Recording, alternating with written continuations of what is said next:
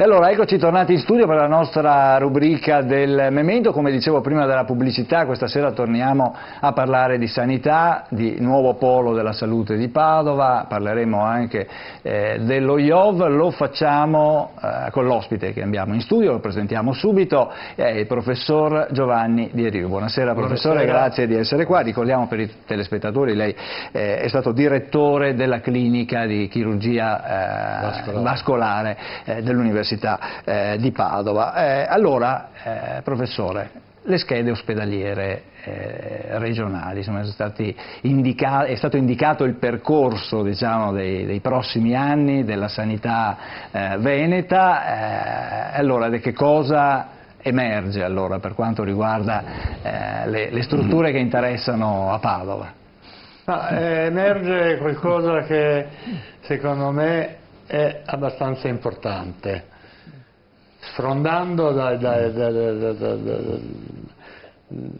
dalle cose, diciamo, che sono delle sovrastrutture. Si capisce perfettamente che il polo ospedaliero di via Giustiniani sarà caratterizzato da un importantissimo centro del bambino, una pediatria, un centro della mamma e del bambino, un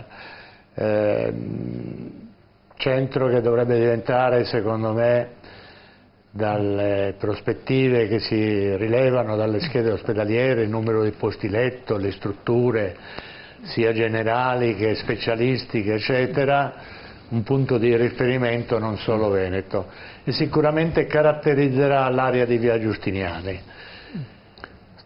Quello che io capisco è che il Sant'Antonio verrà trasferito poi nell'area di via Giustiniani e il discorso auspicabilmente si chiuderà lì. È inutile pensare a fare dei doppioni con l'area di San Lazzaro, delle strutture ultraspecialistiche, come per esempio nelle schede ospedaliere si rileva che è programmata una cardiologia con interventistica.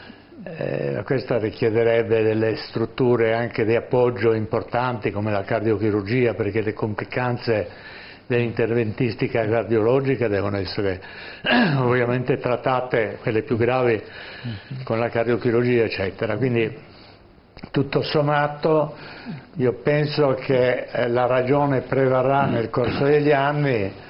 Molta acqua dovrà passare purtroppo sotto i ponti prima che il polo di Padova Est venga realizzato. Io penso che nel quindi 2030 si comincerà prima da via Giustiniani? No, via Giustiniani senza dubbio, la realizzazione della pediatria e dell'ospedale della mamma e del bambino, chiamiamolo così, ci sarà anche la ginecologia ovviamente, credo che verrà realizzato in 3 anni. I lavori devono partire a breve, quindi sicuramente si partirà da lì. Il progetto per Padova Est è solo, a mio avviso, un punto di riferimento, un faro da tenere presente, un obiettivo non da raggiungere come è congegnato adesso, ma da arrivarci il più vicino possibile. Senza dubbio il problema grosso, io ho visto che voi avete intitolato disintegrazione della sanità a Padova. Io non vedrei tanto una disintegrazione, perché la ragione prevarrà, auspico, per quel che riguarda questi due poli. La cosa che invece mi appare un po' critica è il progetto delle cure oncologiche. Quindi dell'Istituto Oncologico Veneto. Dell'Istituto Oncologico Veneto. Non esiste nelle schede una oncologia a Padova Est, e quindi chiaramente l'opzione è quella di distaccare dei docenti, dei professori universitari di ruolo, come avviene tuttora, a dirigere l'oncologia e certe strutture collegate con l'oncologia medica. Parlo della chirurgia del melanoma, chirurgia generale oncologica, chirurgie specialistiche oncologiche, eccetera. Ecco, ma allora quale sarà il futuro dell'istituto oncologico? Il futuro dell'istituto oncologico, se non prevarrà un concetto di tipo sanitario e continuerà a prevalere un concetto di tipo politico-amministrativo, come quello che traspare dalle schede ospedaliere attuali,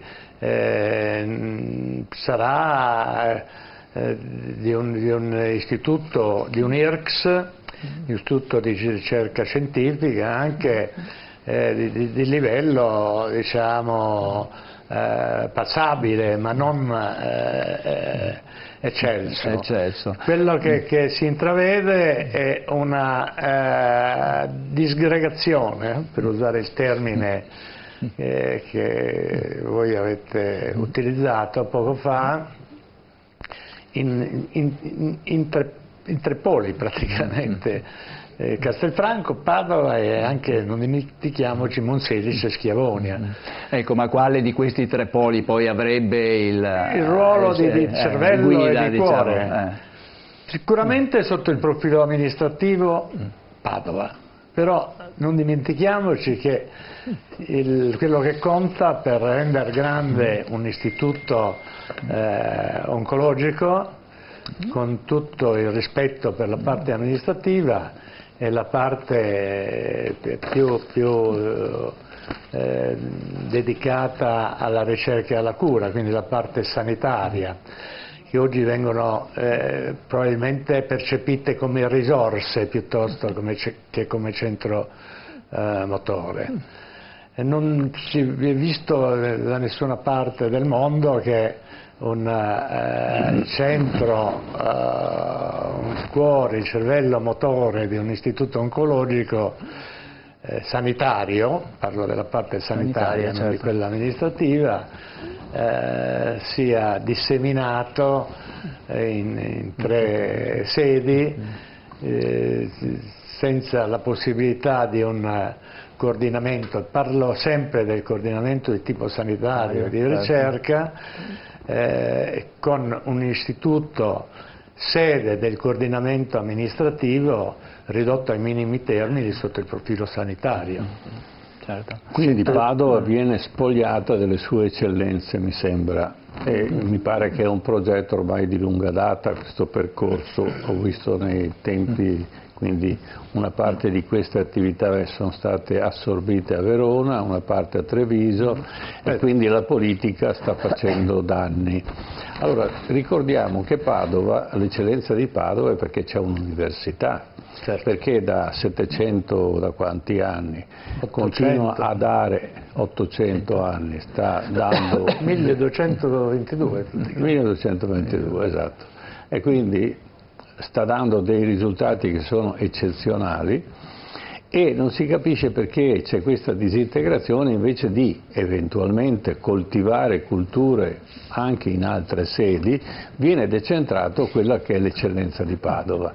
Allora, siccome i padovani purtroppo sono sempre troppo silenziosi, siamo qua per dire perché non si inverte questa tendenza. Professore, mi dica, è possibile farlo?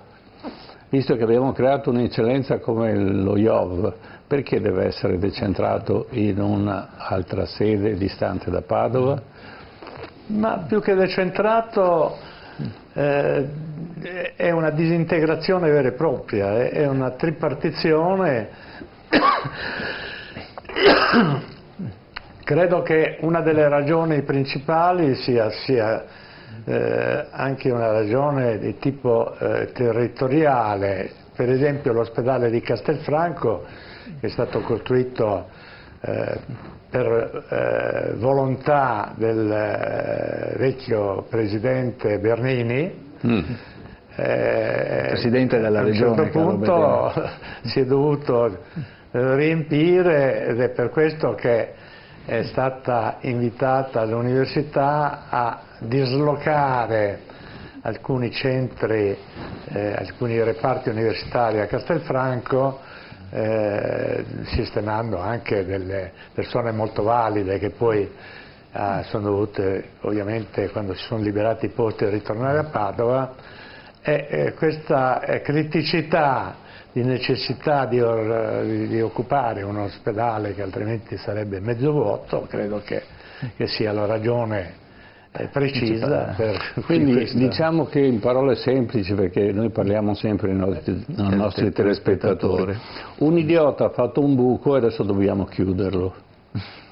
Lo dico io, me ne prendo la responsabilità. Un idiota, ma insomma, non... Sì, no, evidentemente era molto intelligente, ha fatto un ospedale che non aveva la possibilità di avere uno sviluppo, avendo poi delle eccellenze a Padova, siamo a distanza di pochi chilometri, quindi è chiaro che poi decentrando queste eccellenze di Padova si va a impoverire la ricerca, perché io la ricerca non la posso sparpagliare nel territorio e poi pretendere che ci sia un'unità abbastanza sviluppata. Quindi?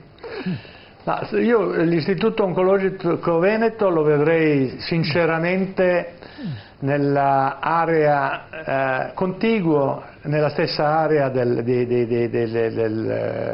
cittadella sanitaria di San Lazzaro, perché gli interscambi con le università avrebbero maniera di concretizzarsi con modalità più idonee, più fisiologiche. La vicinanza dei centri di ricerca universitari cadrebbero veramente a pennello con le ricerche che sono proprie dell'Istituto Oncologico Veneto.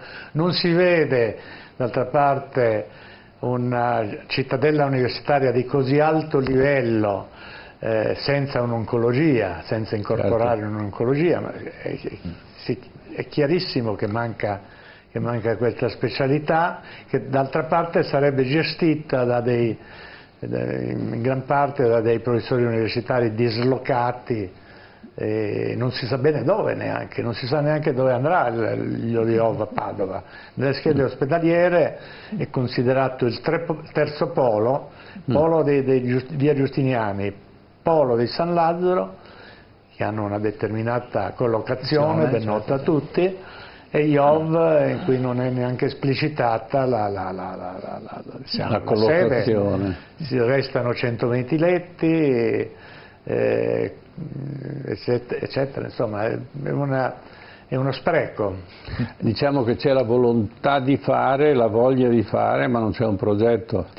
E che vuol dire che viene meno la voglia di fare. C'è un progetto, ma non è, a mio avviso, non è che io sia la Bibbia, però c'è un progetto ben definito, anzi ben preciso, ma secondo me è perdente per l'oncologia. Ma penso anche per l'università. Stiamo smembrando l'università. Anche per l'università, sicuramente anche per l'università.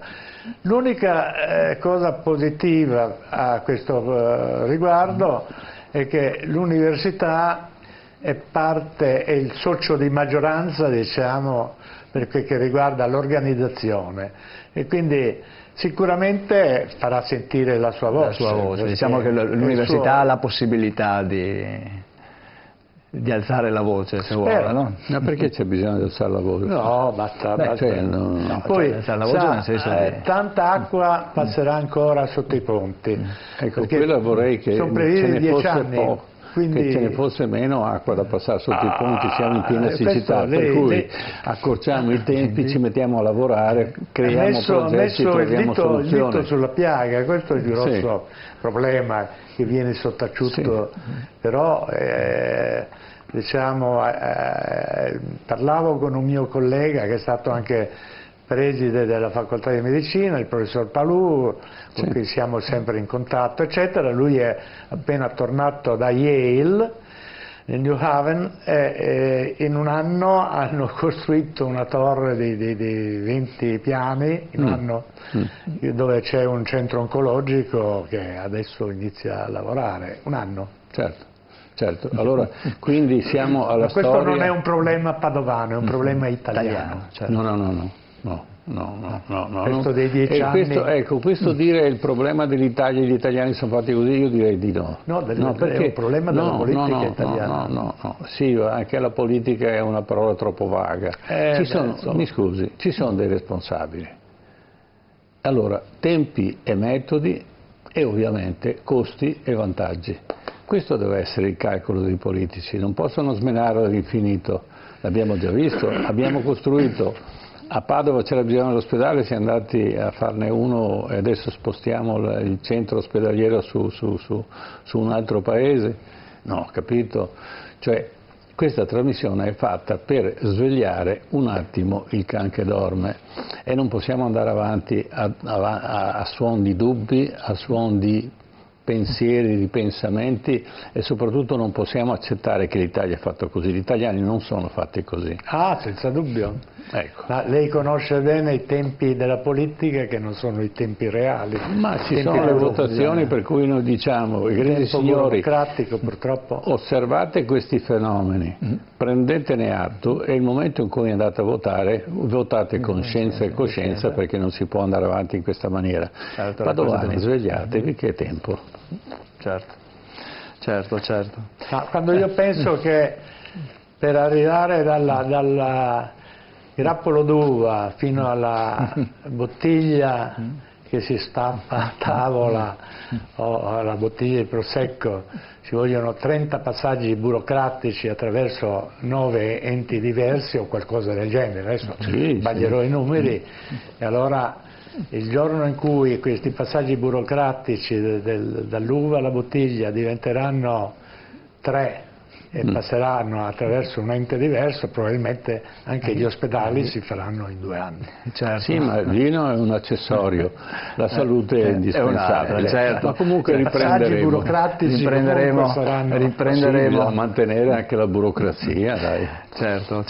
Allora, ci fermiamo qui, ringrazio il professor Giovanni De Riu, già direttore della chirurgia vascolare all'Università di Padova, grazie anche per l'attenzione, e noi torneremo ovviamente, continueremo a seguire le vicende della sanità padovana e in particolare sia dello IOV che il nuovo polo della salute. Adesso abbiamo un breve break pubblicitario, dopo ritorniamo e parliamo della siccità, parliamo dell'acqua, di questa giornata mondiale dell'acqua che arriva qui al nord dopo un lunghissimo periodo di siccità. Sembra che ci sia un mese di autonomia per quanto riguarda l'acqua per l'irrigazione. L'approvvigionamento. Bene, ci vediamo a breve con l'argomento. Appena detto, quello dell'acqua. Grazie. Grazie.